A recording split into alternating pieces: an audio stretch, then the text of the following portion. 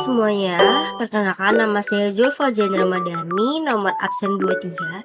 Dan pada video ini saya akan menjelaskan secara lengkap tentang materi 2, yaitu sistem perencanaan, pemrograman, dan penganggaran atau yang dikenal dengan SP3. Nah, materi ini sangat penting dalam administrasi publik karena menentukan bagaimana kebijakan pemerintah disusun, lalu dirinci ke program hingga didanai dan dilaksanakan secara efektif. Dan jadi kita masuk ke pengertian SP3. Jadi sistem perencanaan, pemrograman, dan penganggaran ini adalah suatu sistem manajemen yang digunakan pemerintah untuk memastikan bahwa setiap kebijakan direncanakan, dijabarkan ke program, dan dibiayai secara tepat. Nah, SP3 ini terdiri dari perencanaan atau planning, yaitu menentukan tujuan dan arah jangka panjang. Lalu yang kedua ada pemrograman atau programming. Nah, pemrograman ini itu menentukan program dan kegiatan rinci sebagai penerapan perencanaan. Lalu yang ketiga itu ada penganggaran atau budgeting, yaitu menyediakan dan mengatur dana agar kegiatan bisa berjalan.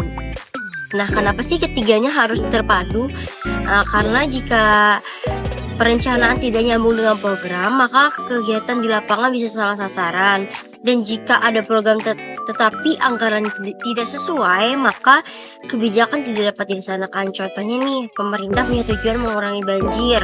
Nah, rencana sudah dibuat, lalu program pembangunan itu pembangunan waduk mencegah banjir. Nah, tapi anggarannya kurang, maka waduk tidak bisa selesai dan tujuannya tentunya tidak akan tercapai. Seperti itu.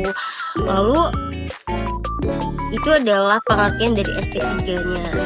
Lalu kita masuk ke penjelasan pertama, yaitu perencanaan dan tujuannya. Jadi perencanaan ini adalah suatu proses menentukan apa yang akan dilakukan di masa depan serta bagaimana sih cara mencapainya. Nah, menurut para ahli, perencanaan ini mencakup apa yang akan dilakukan, bagaimana cara melakukannya, siapa pelaksananya, kapan dilakukan, dan bagaimana memastikan keberhasilan.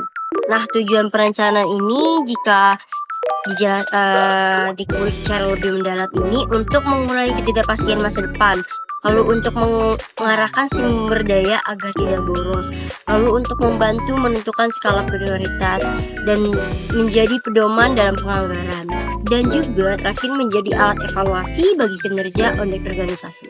Seperti contoh nih, dalam pembangunan jalan tol baru itu kan harus direncanakan seperti lokasinya, dampak lingkungan, lalu biaya, waktu, resiko, dan pihak yang bertanggung jawab. Nah, jika perencanaan yang buruk, jalan tol ini bisa mangkrak atau biaya membengkak seperti itu. Nah, hubungan perencanaan dengan organisasi itu apa sih? Nah, dalam organisasi perencanaan ini tidak bisa berdiri sendiri. Perencanaan itu harus terhubung dengan apa?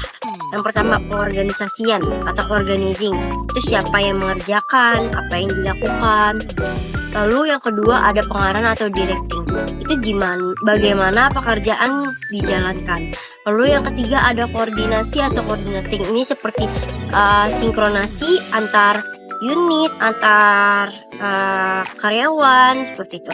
Lalu yang keempat ada pengawasan atau controlling, seperti mengecek apakah program sudah sesuai dengan rencana. Nah, tanpa hubungan ini perencanaan hanya jadi dokumen, bukan tindakan. Lalu sistem perencanaan ini terdiri dari berbagai unsur nih. Ada tujuan, kebijakan, data dan informasi, sumber daya, jadwal, dan unit pelaksana. Nah, setiap unsur ini tentunya harus terintegrasi. Kalau satu aja nggak bekerja, rencana bisa gagal. Contoh ya, kesalahan dalam sistem perencanaan. Jika data kemiskinan misalkan tidak akurat, maka program bantuan sosial itu bisa salah sasaran. Contoh kecilnya seperti itu. Lalu ada kegiatan-kegiatan dalam perencanaan nih, ada 4 kegiatan utamanya. Yang pertama, menentukan tujuan dan prioritas. Ini harus jelas apa yang ingin dicapai dan apa yang harus didahulukan. Lalu yang kedua, itu menentukan kebijakan dan implementasi. Ini kebijakan harus memiliki instruksi yang jelas. Contoh ya, misalkan kebijakan pengurangan sampah plastik. Itu kan gak efektif tanpa instruksi, misalnya larangan kantong plastik, adanya edukasi dan pengawasan. Lalu yang ketiga, peramalan atau forecasting. Jadi harus ada memperkirakan apa yang akan terjadi di masa depan, dan itu harus berdasarkan data. Jadi perencanaan tanpa peramalan itu bisa beresiko tinggi, seperti itu. Lalu yang keempat, terakhir itu menyusun rencana operasional dan anggaran, seperti membuat rincian kegiatan, kebutuhan biaya, dan jadwal pelaksanaannya. Selanjutnya kita masuk ke prinsip-prinsip perencanaan yang baik. Jadi prinsip perencanaan itu sebenarnya ada 7, tetapi bisa diperluas. Seperti yang pertama, tujuannya itu harus SMART. Yang pertama ada spesifik, measurable, achievable, relevant, dan time bound.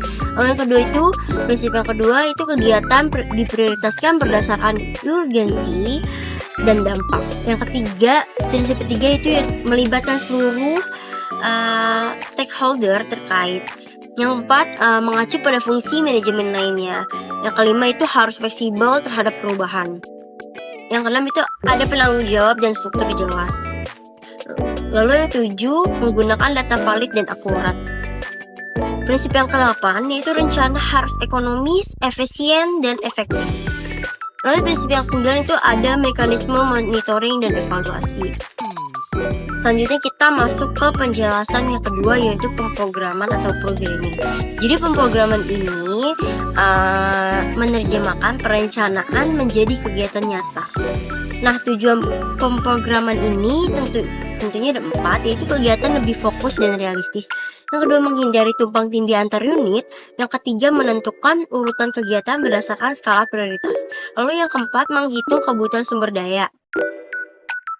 Rencananya itu meningkatkan kualitas pendidikan. Lalu programnya itu ada seperti pelatihan guru, penyediaan buku, lalu ada perbaikan sekolah, seperti itu. Nah, penganggaran. Kita selanjutnya masuk ke pembahasan ketiga, yaitu penganggaran atau budgeting. Jadi penganggaran ini memastikan setiap program memiliki dana yang cukup. Nah, fungsi penganggaran ini tentunya untuk alokasi sumber daya, kontrol pengeluaran, transparansi, dan akuntabilitas. Lalu yang keempat, efisiensi penggunaan dana. Nah, contohnya nih, jika dana kesehatan dialokasikan tidak sesuai prioritas, bisa terjadi kekurangan obat dan fasilitas tentunya minim. Lalu ada model PPBS. PPBS ini planning, programming, budgeting system. Jadi PPBS ini adalah sistem terpadu untuk memastikan perencanaan, program, dan anggaran itu saling mendukung. Nah, keunggulannya apa sih? Keunggulannya ini untuk menjamin prioritas tercermin dalam anggaran, lalu mengurangi pemborosan. Yang ketiga, meningkatkan transparansi tentunya. Yang terakhir, mengukur hasil dan manfaat program. Nah, tahapan PPBS ini yang pertama, identifikasi dulu masalah dan kebutuhannya. Yang kedua, itu kita menentukan tujuan strategis. Yang ketiga, menyusun alternatif program. Harus ada opsi 1, opsi 2, dan opsi 3. Yang keempat, itu kita memilih program terbaik berdasarkan biaya dan manfaat. Lalu yang kelima, menyusun rencana anggaran. Yang keenam, pelaksanaan program. Yang ketujuh, melakukan evaluasi dan perbaikan untuk periode berikutnya. Nah, ada juga nih langkah-langkah perencanaan pembiayaan. Beserta contohnya, misalkan langkah-langkahnya yang pertama, kita analisis dulu kebutuhannya. Misal pembangunan puskesmas perlu bangunan alat medis dan SDM.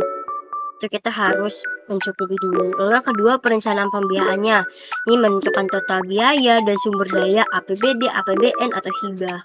Yang ketiga itu ada pengaturan struktur finansial. Ini membagi dana ke pos-pos penting, misalkan pembangunan, obat, dan operasi layanan. seperti itu. Lalu ada perincian perencanaan pembiayaan. Ini bedakan kebutuhan dan keinginan. Lalu yang kedua, kelompokkan pengeluaran dari mingguan, bulanan, tahunan. Lalu batasi pengeluaran sesuai anggaran. Dan catat setiap pengeluaran. Jika ada sisa itu ditabungkan. Dan hindari hutang jika perlu. Hutang yang tidak perlu. Lalu hapus kegiatan yang tidak memberi manfaat.